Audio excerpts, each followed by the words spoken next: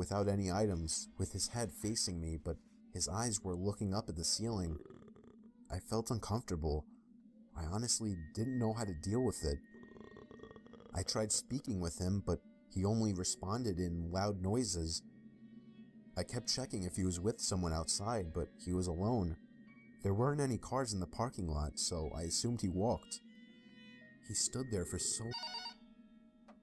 I picked up to hear the familiar yelling sounds of the man from earlier. It caught me off guard. I didn't know what to think, other than this has to be some kind of prank. I hung up on them and was now becoming paranoid of my surroundings, constantly checking the outside through the windows. Come 4 o'clock, the person working after me came in, finally allowing for me to go home. It wasn't my problem anymore. I got home and threw all my stuff on the table, ready to get to sleep. But my phone rang within a minute after entering the door. I felt a chill run down my spine. Why would someone be calling at 4 a.m.? I could only imagine it was bad news. I braced myself and picked up the phone to hear the man again. I felt sick to my stomach as I listened to the loud noises he made. I struggled to slam the phone to the receiver. All night I felt like I was being watched, even with all the blinds shut. And I could swear I heard strange noises coming from all over my house. I refused to get any sleep until the sun came up.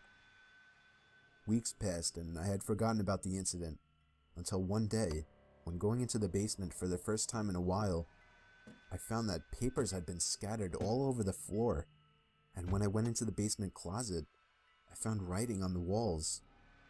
7-Eleven had been written in Sharpie on the wall, along with the address to the 7-Eleven I worked at and my house address. The most disturbing part, I also found various kitchen knives along with a large pocket knife sitting in the closet. What started out as seemingly just an innocent person turning into something of a prank ultimately turned into something much more horrifying. He had been living down there for God knows how long, and I'm just grateful that for whatever reason he changed his mind and left, because I haven't seen or heard from him since. All I can say is that man is dangerously ill.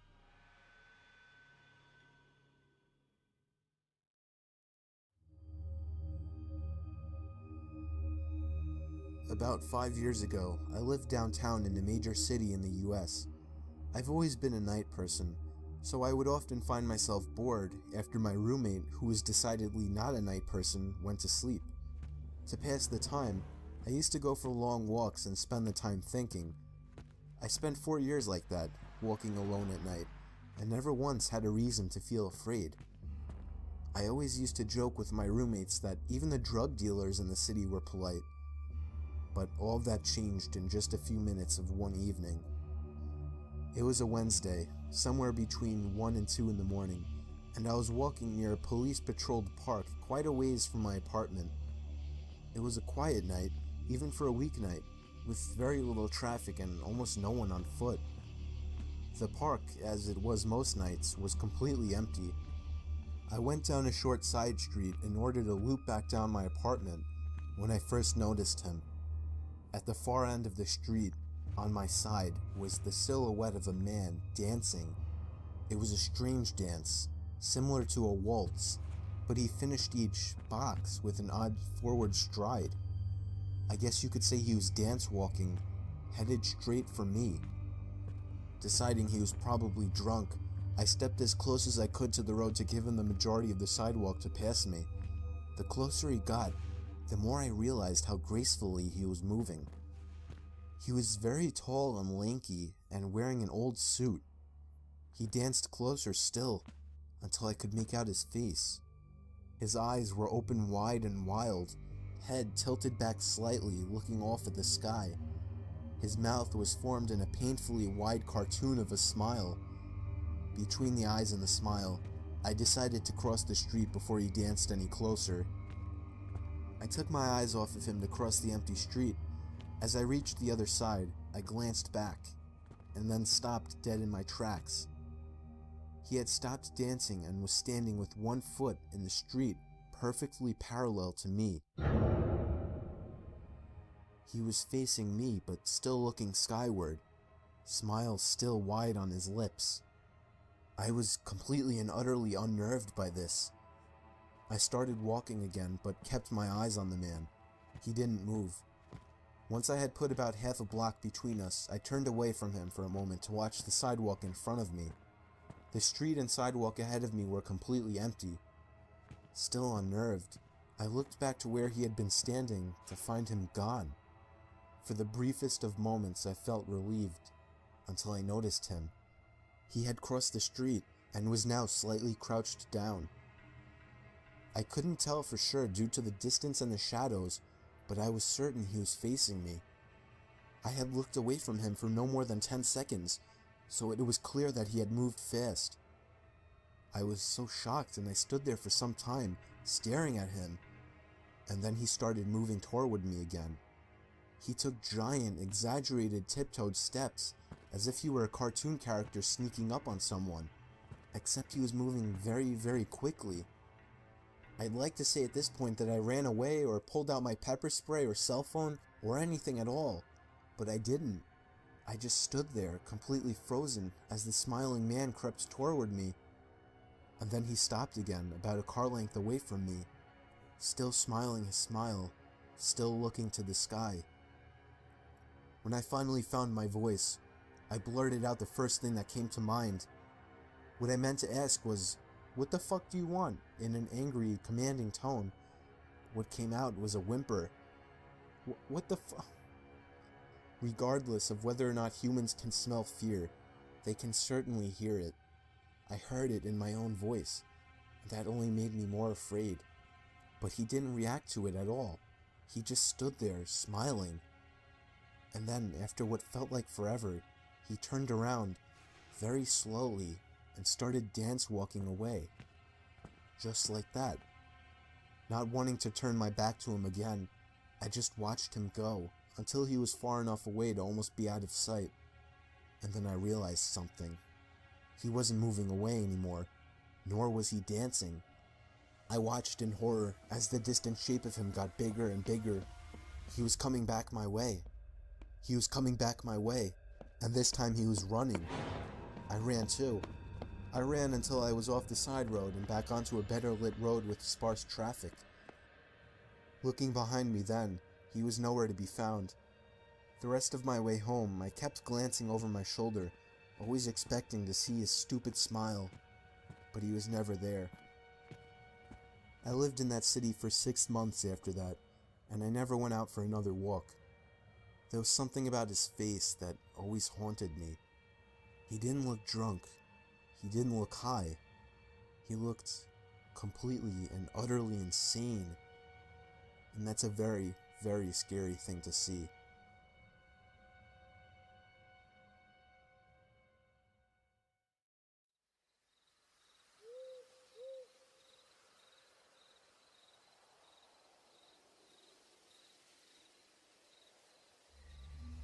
So me and a couple of my buddies went camping last summer alongside the Willamette River.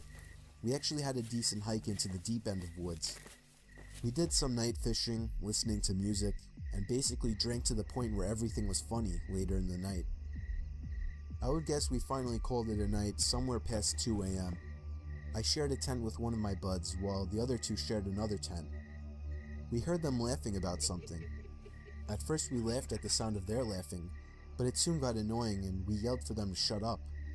One of them responded, "It isn't us." I sat up, startled at the response. I came to realize that it was the sound of only one person laughing, and it didn't sound like either one of my friends. Even in my drunk state, I realized how odd it was for somebody to be out this far in the woods so late at night. The laughing gradually got closer and louder to our campout. My friend shot up and looked at me with a worried look on his face. I heard my other friends scream over to us that they were getting freaked out. As the laughing got even closer, I could make it out very clearly to be the laugh of a male, probably in his 30s or 40s. He sounded like he was as drunk as us, messing around with friends, but we only heard his laugh, nobody else. There was something indescribably creepy about his laugh too, as if it was missing something to it. You had to be there to understand what I mean. The laughing was now just at the edge of our campsite. But we couldn't hear any footsteps at all. Now that may not seem like a big deal. It was impossible to move through that without making noise. And finally, all of a sudden, the laughing stopped completely. We had no idea where whoever that was standing, as he hadn't made a single stepping sound. We sat there in silence looking at each other. My friend was clearly freaking out, but he was keeping it together the best he could. Finally, something broke the silence. The sound of something rubbing against the cottony fabric of the tent. We saw the outline of a hand through the moonlight, pressing on the tent. We both screamed at the top of our lungs before getting out of the tent. We ran as fast as we could through the woods, our other friends following us. After about 5 minutes of running, we somehow found our car. I actually puked from running so much before taking the wheel. I don't condone drinking and driving, but I still believe we were just in this situation. By far the most horrific experience of my life. No idea who or what the hell that was, or what they wanted.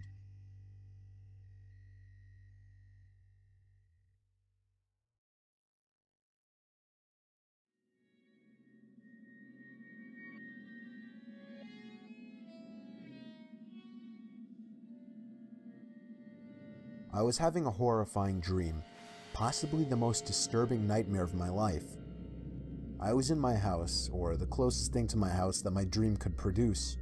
Ironically enough, I was in bed in this dream, or at least I can only start remembering past the point of my lying in bed, and all of a sudden, the sound came from downstairs. I walked downstairs in the dark, not turning on any lights, to where I thought the sound was coming from. I was on my middle floor now. The dream was telling me to go downstairs to my laundry room, and so I did. But as I got there, expecting the noise to be louder and closer, it sounded like it was just as far as before. Now I was going upstairs to the kitchen, and it's strange, outside of every window was complete blackness, not general nighttime darkness. There was nothingness. I think all that existed in this dream was my house. Now my dream started to suggest that the banging sounds were coming from upstairs, so I went back upstairs and was eventually led to the attic door. It was surely beyond that door. I opened it. There was an old woman standing by a bunch of boxes. She was slowly but loudly slamming her hand on one of the boxes, producing an unnatural sound. I tried to quietly step back away from the attic, but the old woman turned around, opened her mouth twice as wide as anyone humanly could, reached out her arms, began to scream, and leaped toward me. That's when I woke up. I thought it was just a horrific dream, but when I heard a bang coming from downstairs, a bang similar to what I heard in my dream, I felt my heart completely drop. On my way downstairs, there was another bang. It was the front door. I got the butcher knife from my knife holder in the kitchen and crouched behind the door. I was waiting for the next time he would pound on the door and I would warn him to go away. I waited for a good minute in silence and finally decided to take a quick look through the window. There was somebody standing in my driveway. I couldn't tell if he was facing me or looking at me or not, but he was surely the one who was pounding on my door at 4 in the morning. He walked away down the sidewalk moments after he must have noticed me. The pounding on my door was the kind of pounding you would expect from someone trying to break in a door, not to get a house owner's attention. I thought it was just crazy and horrifying that the pounding and banging from this potential robber or killer didn't wake me up, rather became the key point to a horrifying dream.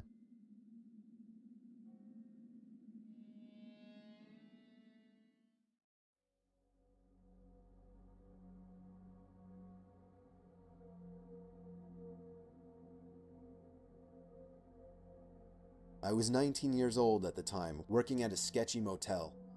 The motel was pretty run down, and the majority of people who stayed there were locals that were just doing things they weren't supposed to be doing. Let's just say the cops came by multiple times a week. I worked as both a front desk person, checking in these creeps all hours of the night, and as a housekeeper who got to clean up their nasty, vomit-smelling rooms afterwards. One afternoon, I was working as a housekeeper in the second building of the motel on the backside furthest from the office. I hated working over there because it not only had the most worn down rooms, but it was always pretty vacant over there and way too quiet for comfort. I began cleaning one of my last rooms and wanted to get done in a hurry because it was getting late. I was washing the mirror in the room that I was cleaning when all of a sudden, I saw a man in the reflection staring at me. He was mid-50s, dirty, with long, greasy hair. Startled, I screamed, "Oh my God." I told him he scared me. The room I was currently cleaning was vacant, so there was no reason why this man should have been in there watching me clean. However, we just had a meeting on customer satisfaction, and my boss was really pressuring us to be more polite and help the guests any way we could. Sir?" I asked him cautiously. Can I get you anything? Towels?" The man just stared back at me with a crooked grin and held out his hands to me. I thought maybe he was handing me a tip for cleaning his room earlier, but when I looked down, I saw he was holding a $100 bill. Alarms started going off in my head. No one tips $100 on a $40 a night room. The man just smiled and said his name was Terry. He said he was staying in the room next door with his wife Sherry and sort of joked about their names rhyming. He smelled like car oil and alcohol. When I asked him why he was trying to hand me $100, he laughed deep in his throat and said, "Me and my wife were watching you, and we just wanted to have fun with you." I felt like my heart jumped into my throat. No, I can't do that, sir, I'm sorry." I wanted to run out of the room screaming, but he was blocking the door, my only exit. The man smiled again, taking on a softer tone of voice, and invited me to come into his room to meet his wife, just to talk as friends. I nervously told him no again, and that I had a lot of work to do for the day. I prayed to God he would just go away, and eventually he did. He grunted and walked off in what I assumed to be the direction of his room. My mind began racing. There is no wife, I thought. This man could try and kidnap me. I was 110 pounds at the time and not very strong. He could easily overpower me. I locked the room from the inside and went directly to the phone to call my manager at the front desk, but the phone wasn't working. Adrenaline began pumping through my veins, and despite what I was always told not to do, I was panicking. Did he cut the line? No, I thought. This is a crappy motel. It happens all the time. But I just have to get out. I remembered that I had my cell phone out on my housekeeping card, but that was outside the locked door. I'd have to open the door to get it. I cautiously opened the door to the room that I was cleaning and peered out. I didn't see anyone, so I frantically began searching my cart for my cell phone. I was wasting too much time looking for it, so I just decided to run as fast as I could and make a break for the front desk in the office.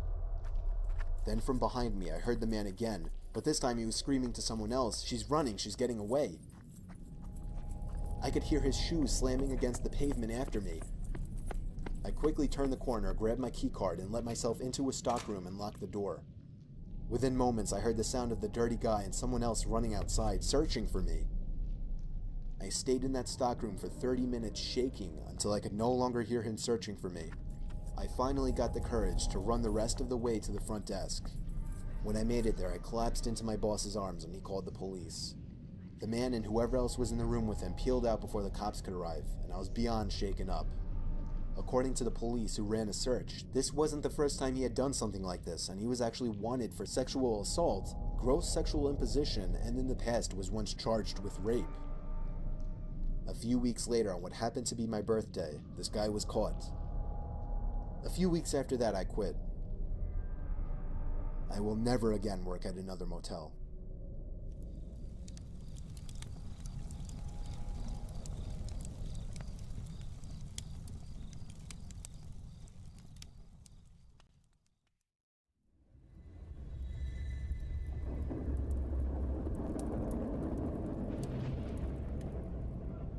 Ever since I can remember, we've always had one of those old vintage Parker Brother Ouija boards sitting in our closet collecting dust.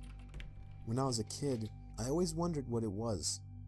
From the box, it seemed like a horrible board game, until one day I found out what a Ouija board really is, and immediately dug it out of the closet. I insisted on my brother trying it out with me, and eventually got him to play along. We put our hands on the planchette, and I began asking the typical cliche questions like, is there anybody there? And can you answer me? Other than my brother jokingly moving the planchette around to imitate an answer from some kind of entity, there was no real response. After getting bored, we put the game back in the box. I did a little research that night to find out how to make Ouija boards work. Many people said online that the most ideal environment when using a Ouija board is in a dark room only lit by candles. So when my parents weren't home, I managed to gather like 6 or 7 candles and convinced my brother to try it one more time. I lit the candles and set them around the table in the dining room with all the lights out. We tried one more time. I asked again if there was anybody there. The planchette began to move. I told my brother to stop moving it, but he swore he wasn't. I told him to move his hand away, and he did. It kept moving. My brother thought I was messing with him, but I didn't pay attention. The planchette landed on the word yes. I was only 9, so I was legitimately shitting myself. My older brother had to take over. He asked the question, "Are you a good spirit?" There was a 5-second pause before my brother's hand moved along with the planchette to the word no. We both looked at each other, and at this point I ran to my room and shut the door behind me, but he continued on with the so-called game. I heard his muffled voice come from down in the dining room, when all of a sudden I heard him screaming at the top of his lungs. I ran back downstairs to see what was wrong. He was holding up his shirt, revealing a small open wound that almost looked like a claw mark. He told me to set the fireplace immediately, and I obeyed. He threw the thing in the fireplace and told me to never speak of what happened to anybody. We have never used a Ouija board since.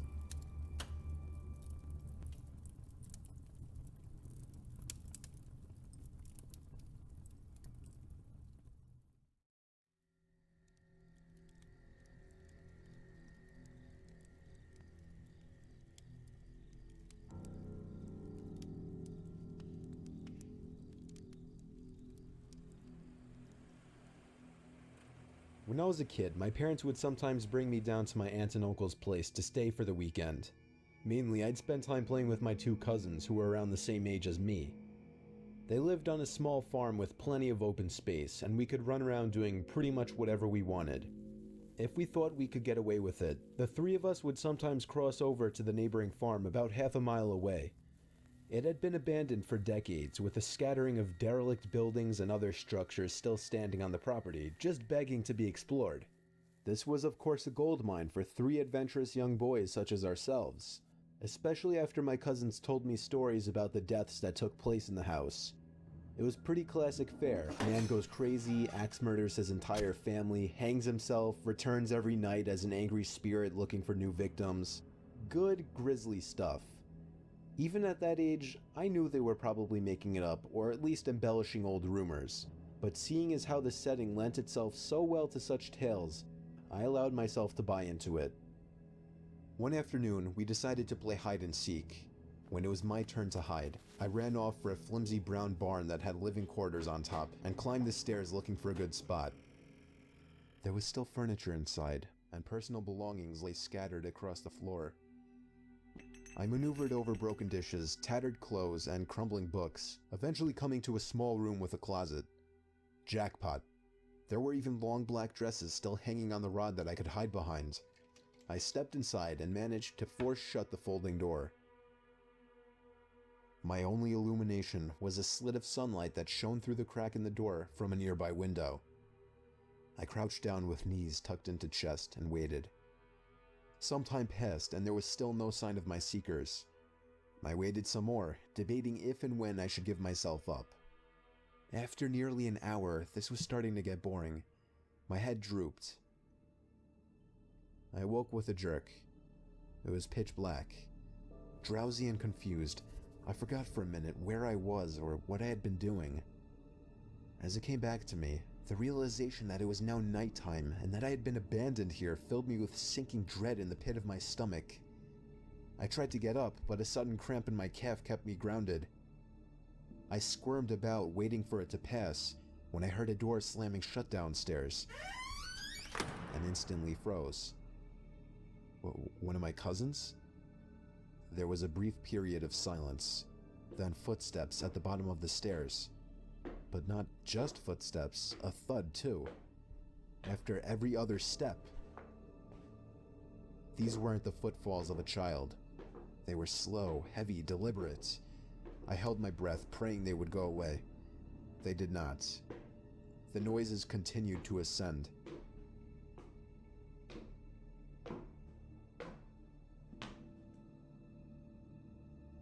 After another moment of silence, the walking resumed, this time along with a steady scraping sound, like something heavy being dragged across the floorboards. The footsteps made their way through the debris and wandered aimlessly through the various rooms. I thought I could smell something faintly putrid. The constant scrape sent cold shivers coursing down my arms and back. My worst fears were realized when the steps reached the bedroom doorway. They got closer and closer and finally stopped directly in front of the closet door.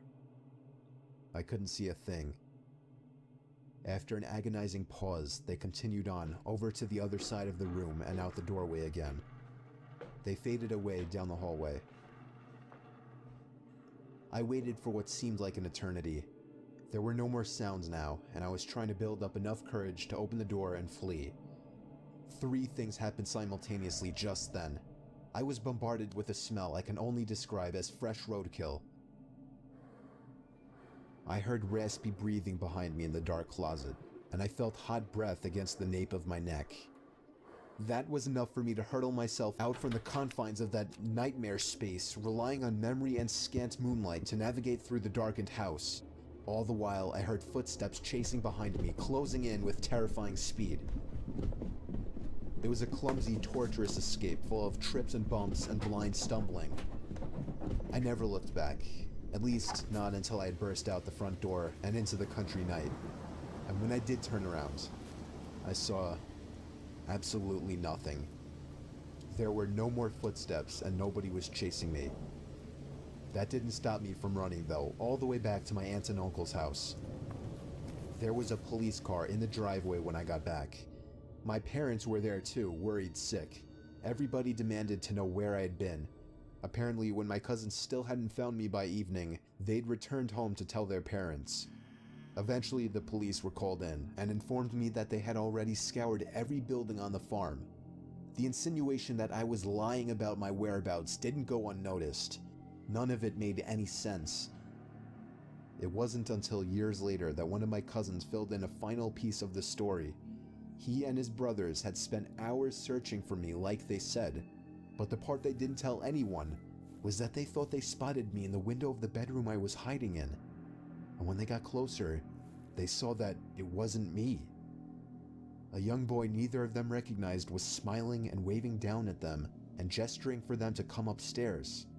That's when they ran back home. All of this while I slept in the closet.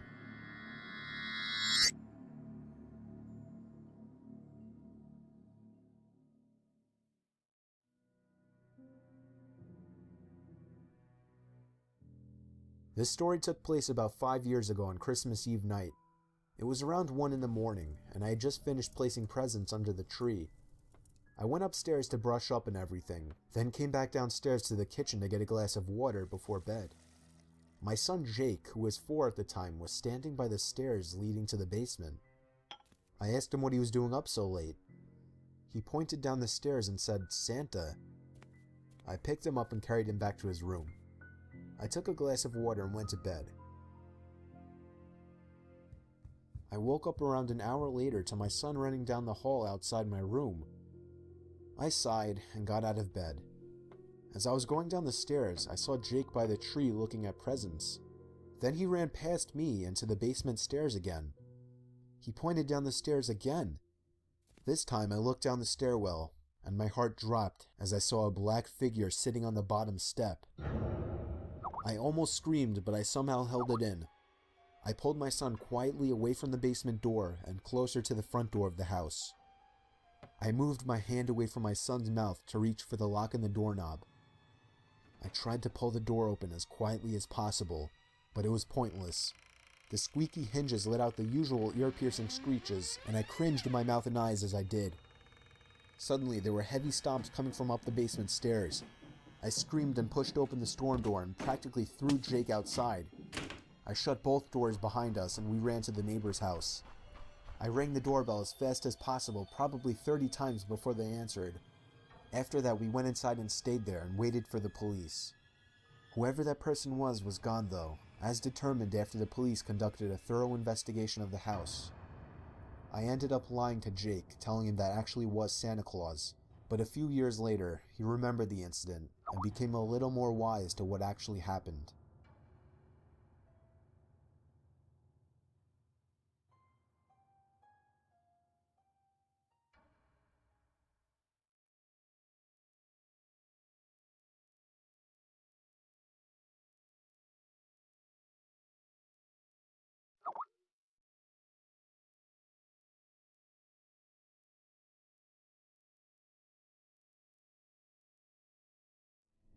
I was looking for a car to buy for my son for his 18th birthday. I was searching all the typical car websites, cars.com, eBay Motors. They were all overpriced as expected. Craigslist was the only place to find an actual deal. About a week into my search, I found an '03 Toyota Camry. It had 67,000 miles, no accidents, no damage, and good condition for only $3,500. This seems like a steal for such a reliable car with such low mileage. The seller lived about 10 miles from me, which was a reasonable drive when looking for a car. I gave him a call to set up a time to come check it out. The man sounded normal on the phone. He assured me that there were absolutely no problems with the car. He introduced himself as Bob. I brought along $3,500 in cash, even though I planned on wiggling down the price as much as possible. I pulled up the dirt road to Bob's property about 15 minutes early. It was a tiny little house with a decent-sized property, only because it was a bit far from the nearest neighbors. The garage was open, so I walked over to see if anybody was inside, but except for an unusual amount of car parts, it was empty. The car was nowhere in sight. The only car on the property was an old pickup truck. I went over to the front door to check the house numbers. It was the right address. The doorbell button was missing, so I knocked on the front door. I knocked for exactly 5 minutes before deciding to give the man a call. So I dialed his number and I heard the sound of a cell phone ringing from inside the house. I was extremely confused at this point. Now I knew I had the right house. I didn't understand why, if he was home, why he wasn't answering. I decided I had to take a peek through one of the windows to see if anybody was inside. Peering through the glass, I couldn't really see much as it was pretty dark inside the house. I saw a very old-fashioned dining room set, but across from that, I saw somebody standing at the back door of the house, staring outside. I figured that must have been Bob, so I knocked on the window, but he didn't even move. There was no gate or anything to the backyard. It was just a wide open yard since this wasn't a rural area. I simply walked around the house to the backyard. I didn't understand how he couldn't hear me. When I got to the back door, I made a shocking realization. The figure standing by the door was a taxidermied human being. I ran straight back the way I came and back to my car. I looked up one last time before driving off.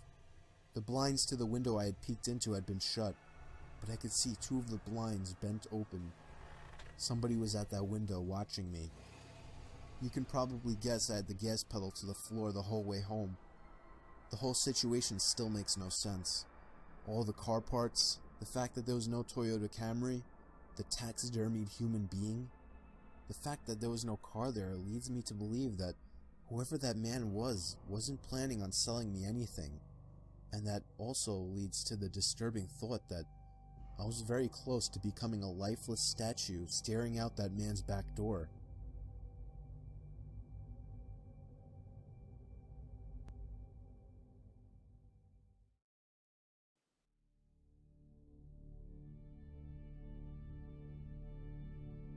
I was on tour trying to find some really deep websites.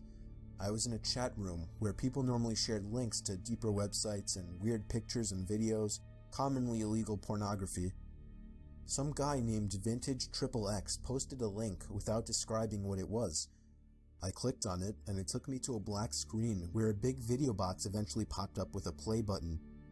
The video thumbnail was a dark room, only lit by a TV screen. Out of curiosity, I clicked play, and began to hear the sound of TV static in the background as lines of static slowly swam down the video screen. There was no seek bar on this video. Then, I noticed something slowly begin to emerge from behind the wall. It was a figure dressed in all black with some kind of black mask on as well. I started to suspect it was a jump scare video, and I thought I was right when the figure leaped out and ran to the screen in less than a second. It still got me, even though I was expecting it, but then it got strange. The person had their face in front of the screen, slowly moving around as if he could see me and was observing me. Then I heard a crackly, demonic voice say something. It came from the video. It repeated itself, and I could make the phrase out to be, "Ask me something." I was really confused. I tried typing something, but there was nowhere to enter text. Then he said, "No, not the keyboard. Say something." I felt my heart punch the inside of my chest as he said this. I opened my mouth and mumbled the words, "You can hear me?" It responded with, "Yes." I was uncomfortable now. I thought it was a video. I pressed pause, but it didn't do anything. He said, "Don't try to leave. I want to talk." I tried moving the mouse to the exit button, but the mouse was frozen. In fact, none of the keys were responding on my keyboard. There was a long moment of silence before my webcam began flashing as if it were on, and my face popped up on the screen. "There, I got a picture of you now. Now just hang on while I get your address, and then we can meet." I started to panic, smashing every key on the keyboard, spazzing the mouse, but it did nothing. I had my finger on the power button, but it also didn't do anything. The computer wouldn't turn off. The voice was saying crazy things like, "You're stuck here. I will find you. Don't even bother." I snatched the screwdriver sitting on my desk, unscrewed the 4 screws on the bottom of my laptop, and took out the battery. The computer finally turned off. I was gasping for air as if I just ran a marathon. My heart was pounding 5 times as fast as it should have. I have since left my laptop off after that, and have resorted to using my desktop as my main computer. I'm sure by now nothing will happen. He definitely didn't have enough time to get my address.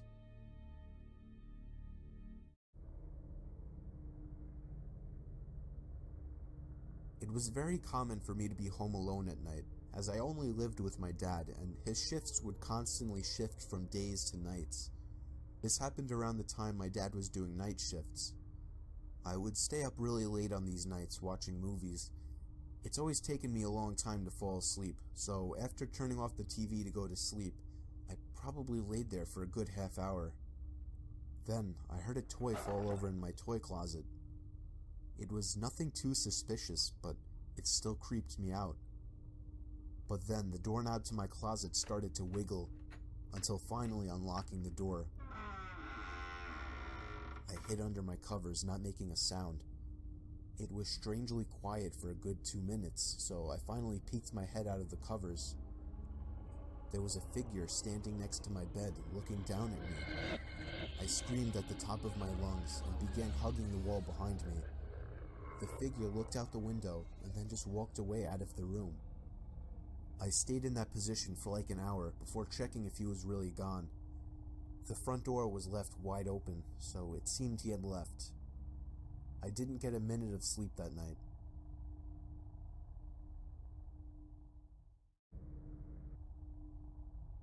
This story is from the point of view of a 16-year-old girl.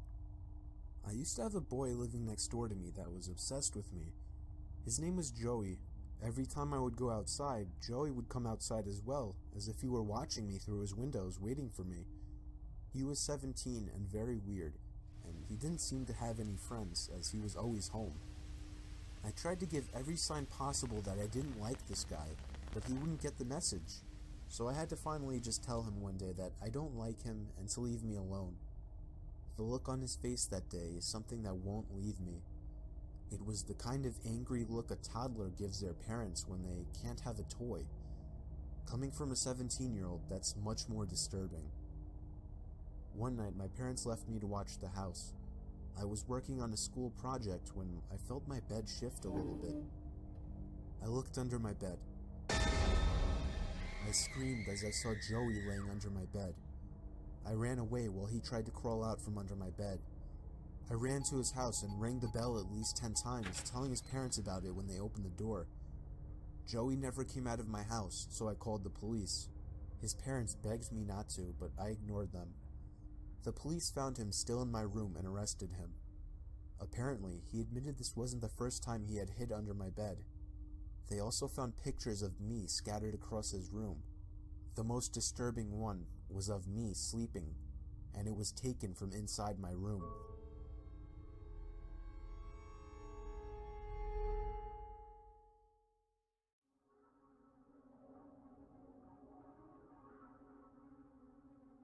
Working the night shift always sucked. I work in an office building and would constantly do the night shifts since it was the only time it would work out for me. I was just about always the only person on the floor I worked on, possibly in the whole building. There would always be a kind of eerie feeling to being in such a big building with most of the lights out and absolutely no one around. But on the upside, it was peaceful and less stressful, and I was able to get a lot of work done. There was this one night though. It was a Friday night, around 2 in the morning. I was typing away on my keyboard when I heard a noise from outside my cubicle. It sounded like just a random crack from the walls or something. It's unusual in this building, but I didn't get too concerned about it. I resumed typing away and was once again interrupted by a sound. This time, the sound of a computer starting up. It caught me off guard. I was sure nobody else was working the night shift. I stood up on my chair to get a view over the cubicle walls. The glare of a computer screen in the dark was visible in a cubicle on the opposite side of the room. Then I did something stupid, something I regret. I asked if there was anybody there in a yell, hoping to get an answer from a fellow employee. But instead, I saw the glaring light of the computer monitor across the room turn off, and there was once again nothing but darkness on that side of the room. I started getting nervous. I turned off the lamp and computer screen so that I wouldn't give away my position to whoever that was. I crouched down and tiptoed out across to a nearby cubicle. There was just utter silence. I sat waiting for something to happen for God knows how long, but I eventually decided the coast was clear. I tiptoed down past all the cubicles until I reached the opening near the exit door to the stairs and elevators, and that's when I realized that my fearful suspicion was true. There was a man crouched down behind a plant in the corner of the room, dressed in all black. I felt my heart sink as I noticed him, but it didn't seem like he knew that I noticed him. I turned back to the stairway door. There was no way I was going to wait for the elevator and take a chance. I casually opened the door and closed it behind me, proceeding to walk down the stairs. After making it down about 2 flights of stairs, I heard the door above me push open aggressively, followed by manic, echoing footsteps coming fast down the stairs. I raced down the stairs, running as fast as I could, all while the footsteps above me were getting louder. I finally made it to the first floor, raced through the lobby, and out the front door. Whoever was in there didn't follow me. I immediately called the cops, along with one of my bosses. My boss said no one was scheduled to work except for me. The cops scanned the place from top to bottom. There was no one in there. I couldn't help them out with any description other than he was wearing all black. I did continue to do the night shift for about a week after that, with my boss allowing me to lock all possible entrances to the floor, including the elevators. But I still wasn't comfortable with it, so ever since, I've been doing the day shifts.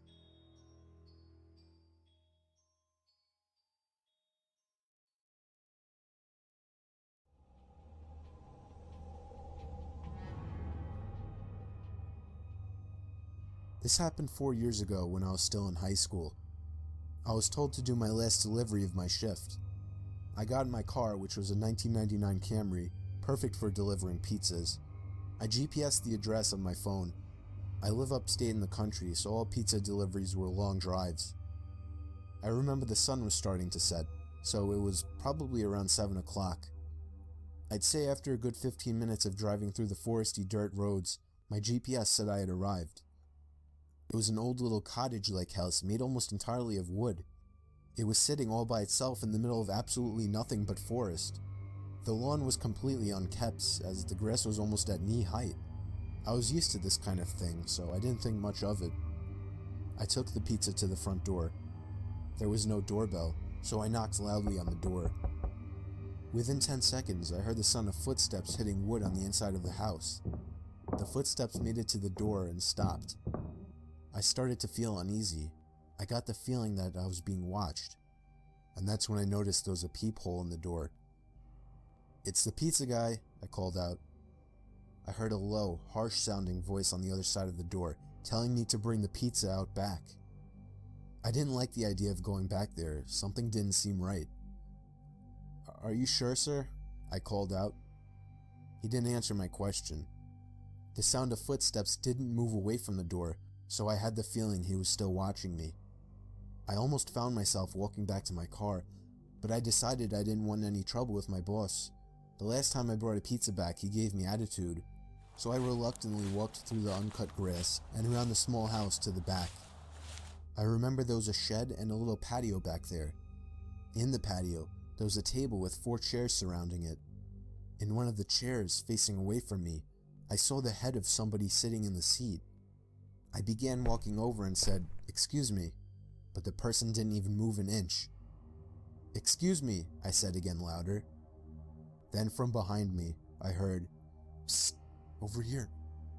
I turned around to see a man poking his head out from the corner of the house, looking at me with a crazed smile. "Come over here, I want to show you something." I freaked out, turned around and ran around the house in the opposite direction, back to my car, for some reason still holding the pizza. I got in my car, started it, and got away from there. On my way back to the pizzeria, I pulled over to the side of the road and called the police. Eventually, I was informed that there was no sign of anybody having been in that house for a long time. I quit my delivery job a few days after that.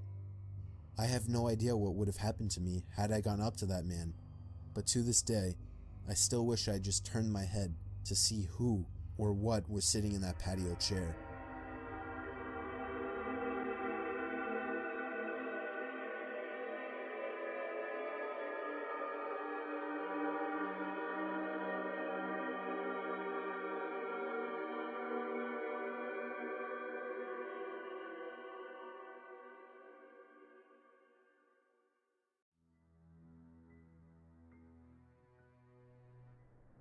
It was during a blizzard in Valley Stream. I was getting paid $250 to watch some couple's kid while they went away for the weekend. His name was Matthew. This took place on the first night, which was a Friday night. Matthew was already supposedly asleep, while I was in the living room watching a movie.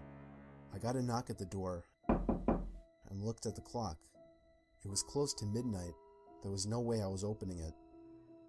Not even 10 seconds later, I heard the sound of 2 or 3 men angrily banging on the door, telling me to open up. I felt like my heart was about to stop. I took a peek through the blinds, and there was somebody standing right on the other side of the window. I fell back in fear, and after managing to get back on my feet, I ran to the kitchen phone first thing to call the police. They said because of the weather, it could take a while for an officer to get here. I was told to take the child and hide somewhere until an officer arrived. They wanted to keep me on the line, but I wasn't thinking clearly in the heat of the moment and hung up. However, it wasn't until I ran through the living room that I realized the banging had stopped. I took a second peek through the living room window. Nobody was there now. I heard the sound of glass shattering from a few rooms over. My knees started to feel weak as I realized they had just broken the window and were about to climb into the house. I had to run and get Matthew. I couldn't just leave without him. Of course, when I got upstairs, there was no time left to run back downstairs, as I already heard footsteps and laughter coming from downstairs. I covered Matthew's mouth with my hand as I ran with him into his toy closet. A few minutes dragged on to what felt like half an hour as we sat there in the dark closet. Matthew began to squeal as footsteps on the carpet reached the outside of his bedroom door. There was more than one person. They came inside. There weren't many places to hide in this room. I was actually reflecting on my whole life, so sure I was gonna die. We heard the sound of a police siren outside, even from in the closet, and then I heard one of the men in the room mutter, "Oh shit." I opened the door back up as I heard at least 3 pairs of footsteps hurriedly rushing down the stairs. They didn't get far, as the police later found their footprints in the backyard, leading to our shed. There were 5 men in total, and they were all arrested.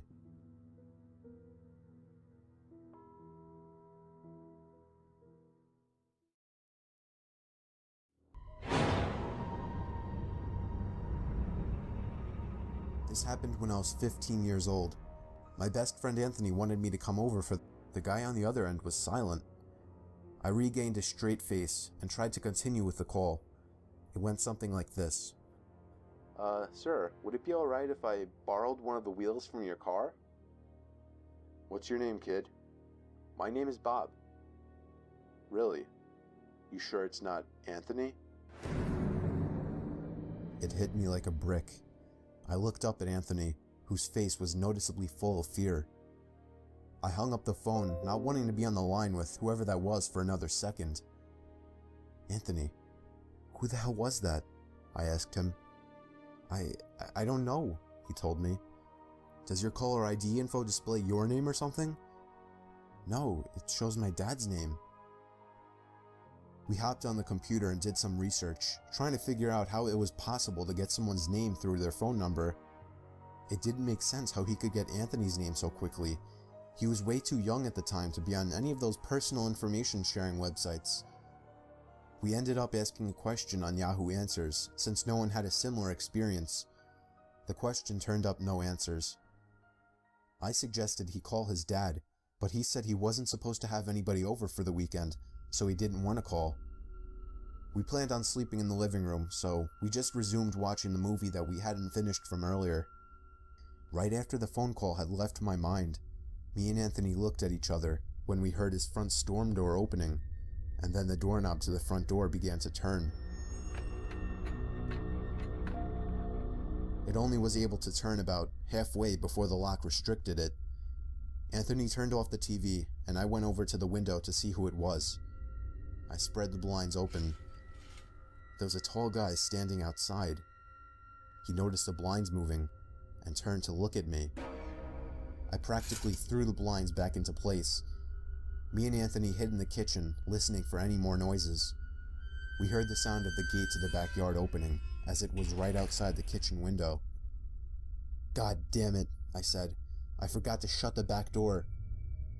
Anthony urged me to run and shut it. I made it to the hallway leading to his back door, and froze. There was a silhouette standing outside the back door. I don't think he noticed me, but he was surely looking into the house. He opened the door and stepped inside.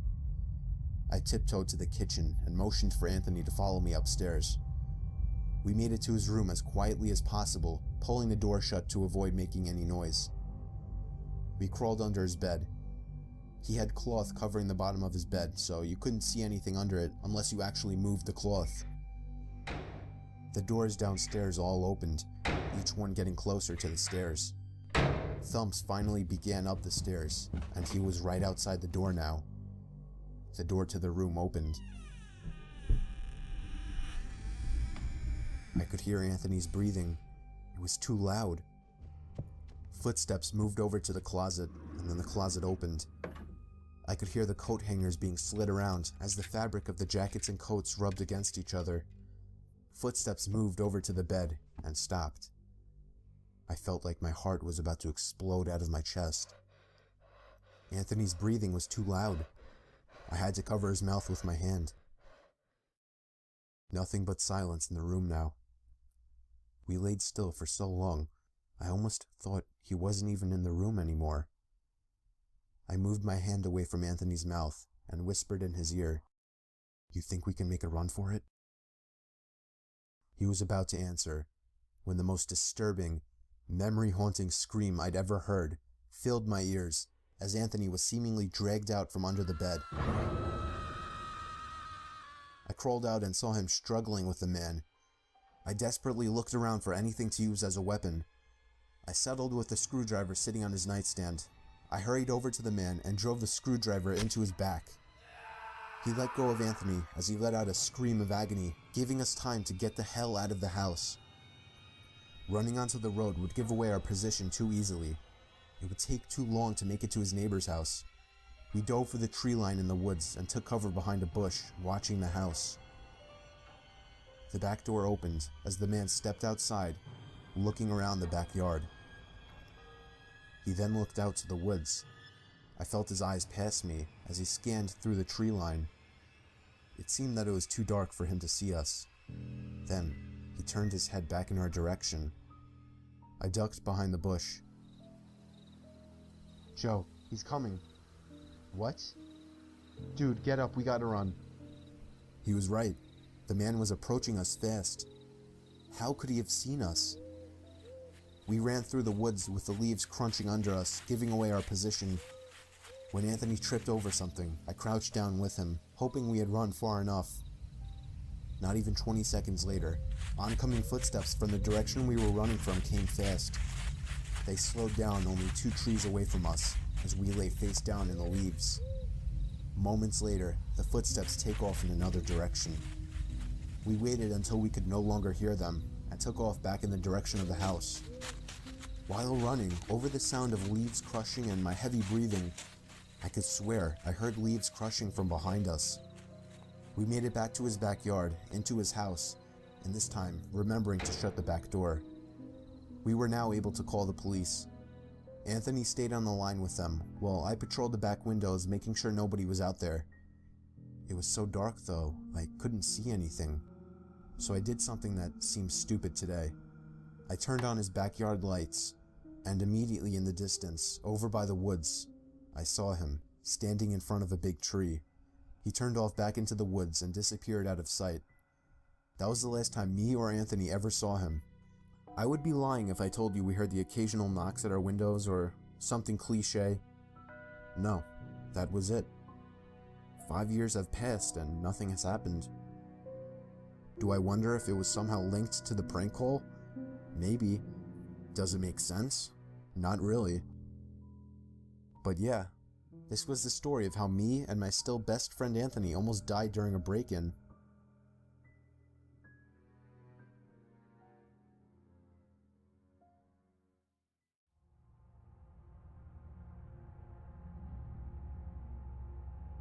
Me and my wife were on our honeymoon in Hawaii.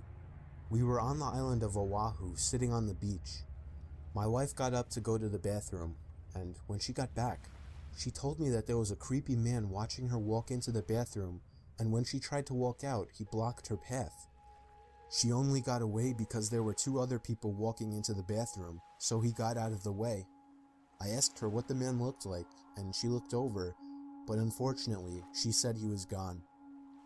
Our hotel was walking distance from the beach, so we got back quickly, but we made sure to report the man to a police officer we saw walking on the beach, and then we washed up before going out to eat. We ate at a fancy seafood place and did some walking around afterwards. Close to midnight, we finally went back to the room and began to wind down. Then we got a knock at the door. I looked through the peephole of the door and saw a man in a maid uniform standing outside. I opened the door and he immediately tried to let himself in. I pushed him back a bit, asking him what he wanted. He told me he left something in the room while cleaning earlier and needed to get it out. The only thing, we left a do not disturb sign on the door all day. Then I noticed he was making eye contact with my wife. My wife then screamed, "That's the man!" I didn't understand at first, but it was too late for that. The man had already lunged at me, holding my throat with one hand while reaching behind himself with another. He pulled out a knife and started swinging at me, and if it weren't for my wife coming over and smashing his face with the lamp, I would have been as good as dead. The commotion drew out all the inhabitants of the neighboring rooms. One of the women started freaking out and screaming, making the situation worse. We called the police, and so did the hotel. It turned into a huge, horrible scene, but we were just happy to be alive. We were questioned when the police arrived, and some of the other people around us claimed to have witnessed it all. We still don't know what kind of intentions this guy had, but if I had to guess, I would say he wanted to get to my wife. He must have been one very dumb person to think he would get away with something like this in such a public building.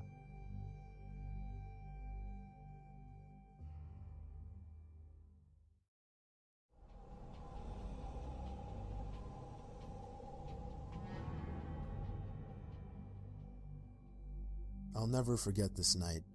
The pizza place I worked at was about to close, and I was getting ready to go home when the phone rang. I was working the counter alone that night, so I was taking calls.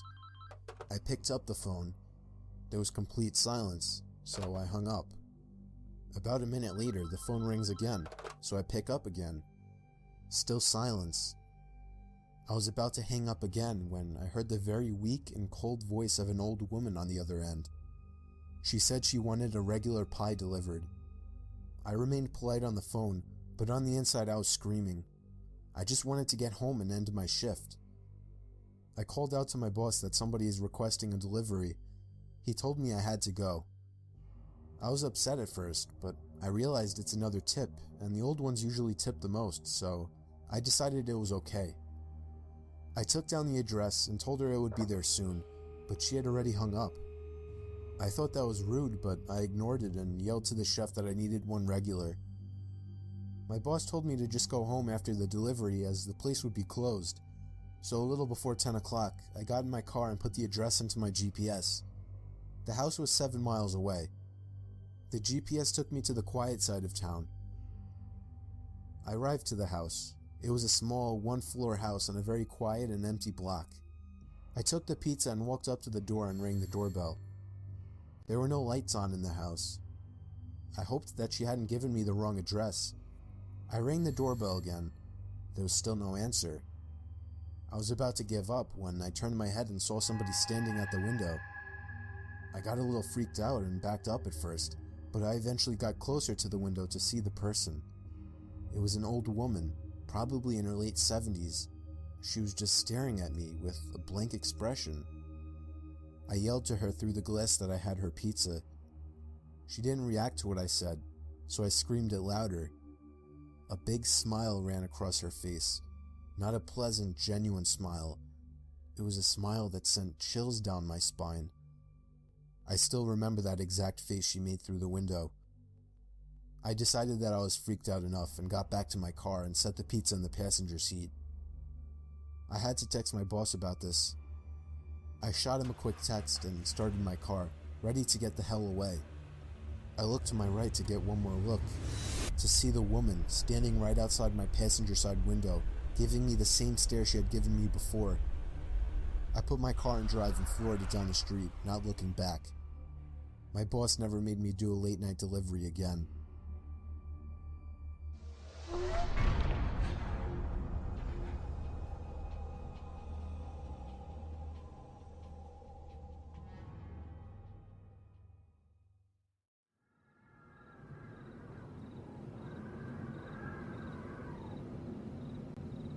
It was Halloween night of 2007, freshman year in high school, and I was with my friends, Ivan, Ryan, and Jesse.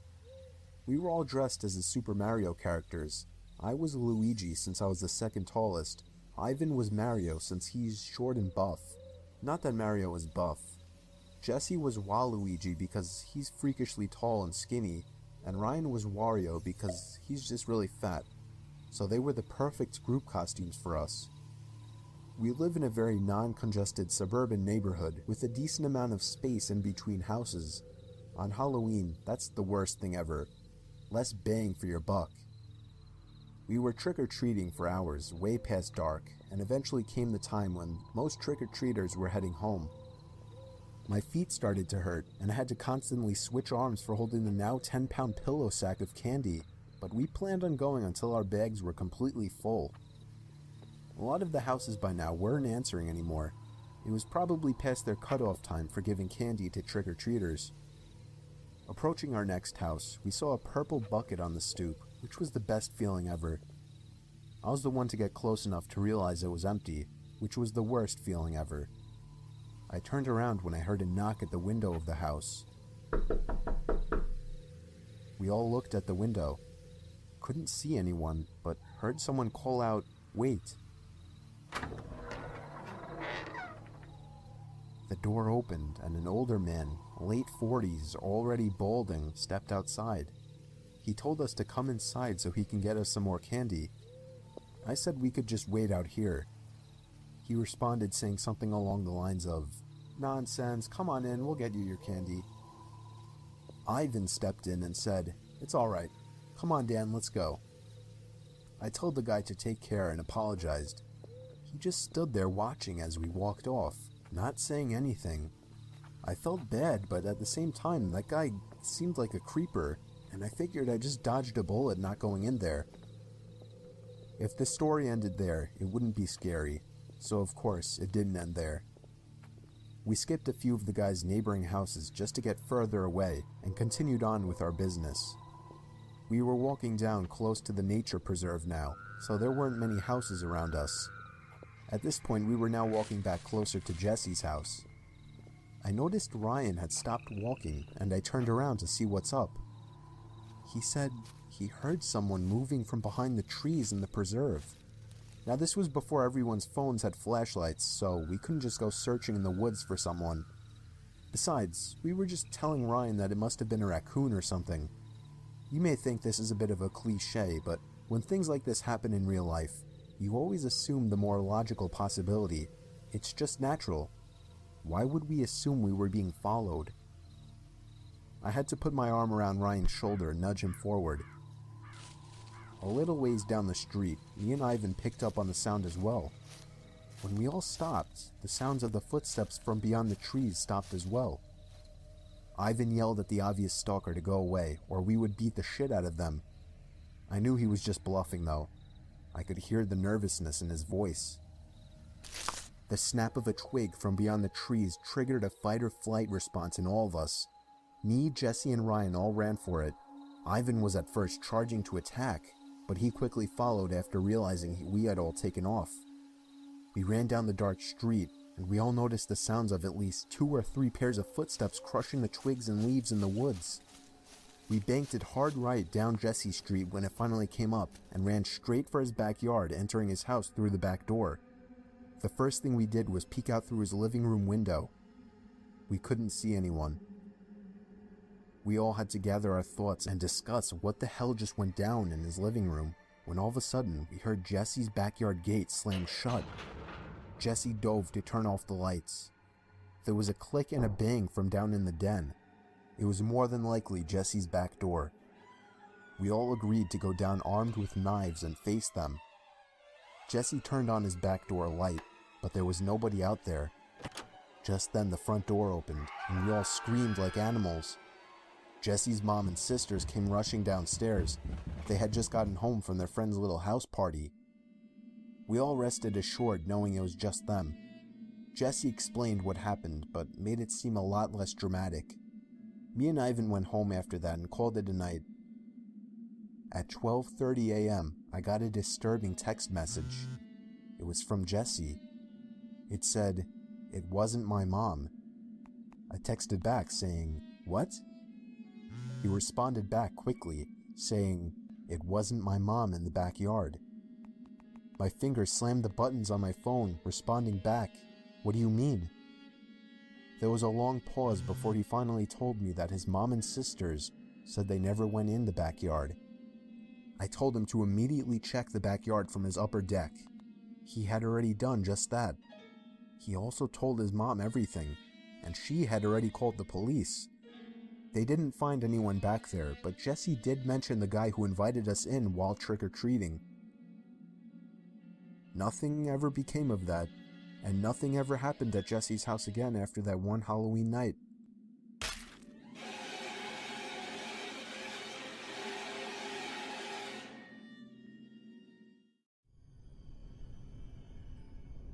You can see some weird things when you're tired, but the thing about this story, I wasn't tired.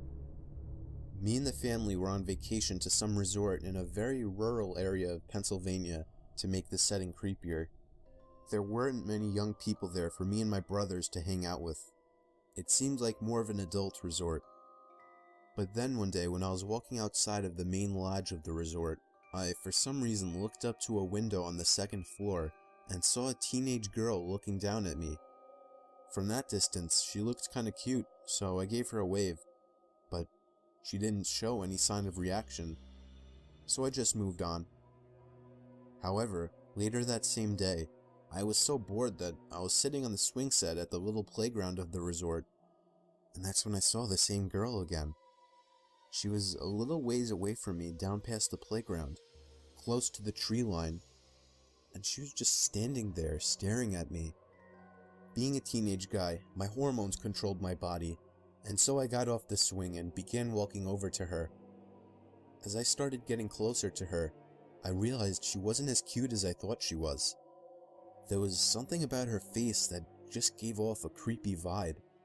I can't put my finger on it, but if I had to say, I think it would have to do with her eyes and her mouth. I'd say once I got about halfway over to her, she turned around completely and ran into the woods. And I mean she full on ran into the woods. I stopped in my tracks, completely turned off. This girl seemed like a freaky stalker. I didn't see her the rest of our stay at the resort. During the car ride home, miles and miles away from the resort, I was thinking about her. How maybe if I followed her into the woods I could have gotten laid, even though there was something off about her face. But then what I saw next made me feel like my heart dropped into my stomach. Looking down ahead, I saw the same girl standing by the tree line on the side of the highway. As we sped past her, I saw her head turn so that she was always looking right at me, even through the tinted minivan windows. I asked my parents if they saw her, and they just responded, "Saw who?" Soon afterwards, I accepted that it was all in my head, and that the girl was never even there.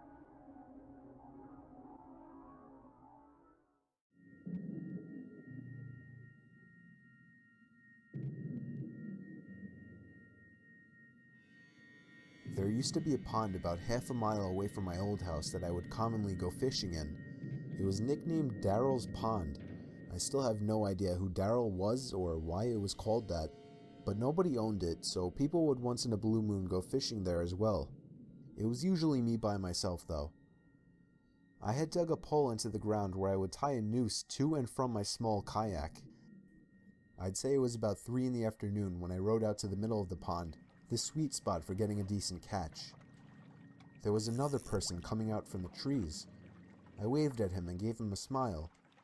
He hopped into a small boat floating by the edge of the pond and began to row over to me. As he got close enough where trying to speak to him wouldn't come off as obnoxious, I gave him a friendly, "Perfect day, isn't it?" Yes, absolutely, he said. He didn't say anything after that, and I started to feel a bit awkward, as if I were obligated to keep some kind of conversation rolling now. So, you come out here to throw some lines? I asked. No, I don't actually fish. Oh, well, it's never a bad day to relax on the pond, I said. He continued to row closer to me until his boat collided with mine, creating a big thud. I was genuinely uncomfortable now. I didn't feel threatened, just weirded out. I was only 24 years old. This guy looked like he was late 40s or 50s. There was an awkward silence. I tried to just act like I was focused on trying to make a catch, but by now that wasn't even on my mind. This guy was weird. I didn't know what he wanted, and I was uncomfortable being so close to him. I felt him looking at me, or at least in my direction, as I faced halfway to the opposite direction of him. I took a quick glance to my right. Yeah, he was staring at me. I decided to be ballsy and lock eye contact with him. After about 4 seconds, he looked away. So, where are you from? I asked him. Up there. He pointed behind himself, in the direction of the woodsy hill leading past the dirt road. Oh, you live by Suffolk? I asked. No, I'm not, he said. What made you decide to come out here? I said. Why not? I continued to try and uncomfortably fill the awkward silences that kept coming up. His responses were dry. He didn't contribute anything to what was barely a conversation. He just sat there not doing anything with half a smile on his face, looking either at me or in my general direction throughout. I was creeped out. My heart was racing at this point.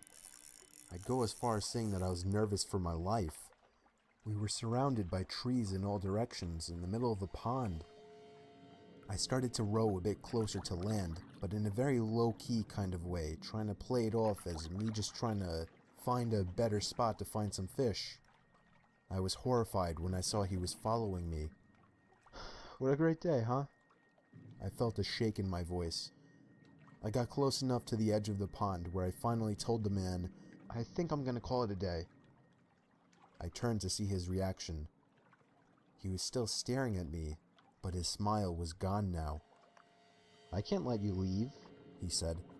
He lifted his flannel to expose a handgun sticking out of his jeans pocket. As soon as I could process what I was looking at, I dove out of the boat for land, ran the whole half-mile uphill through the woods back to my house, and locked every door and window as soon as I made it home.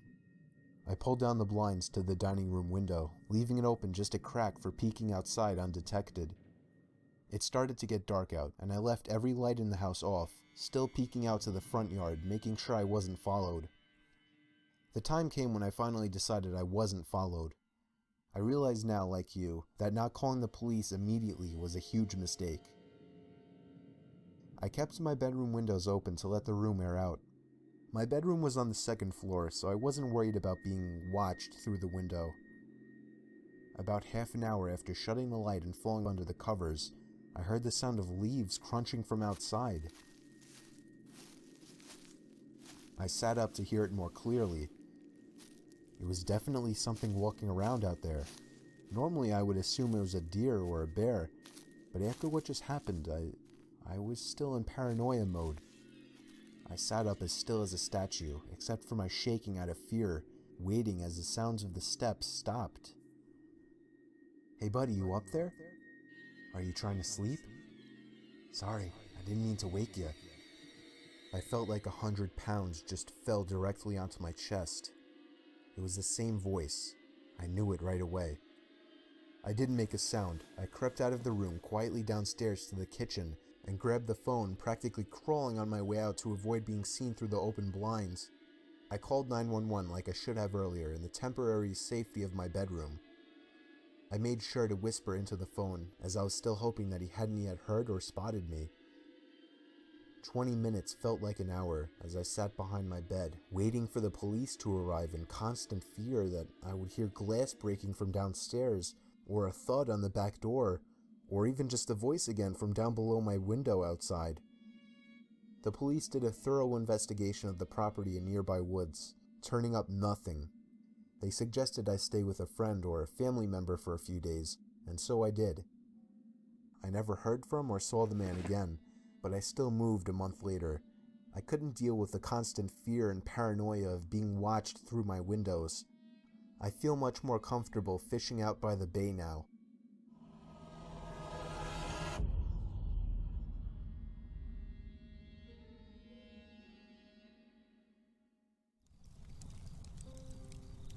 The last thing I saw was my alarm clock flashing 12:07 before she pushed her long, rotting nails through my chest, her other hand muffling my screams.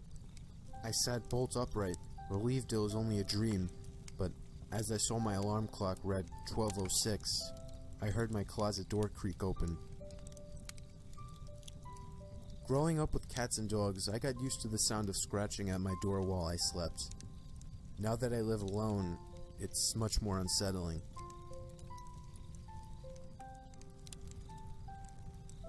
I begin tucking him into bed and he tells me, "Daddy, check for monsters under my bed." I look underneath for his amusement and see him, another him, under the bed, staring back at me, quivering and whispering, "Daddy, there's somebody on my bed."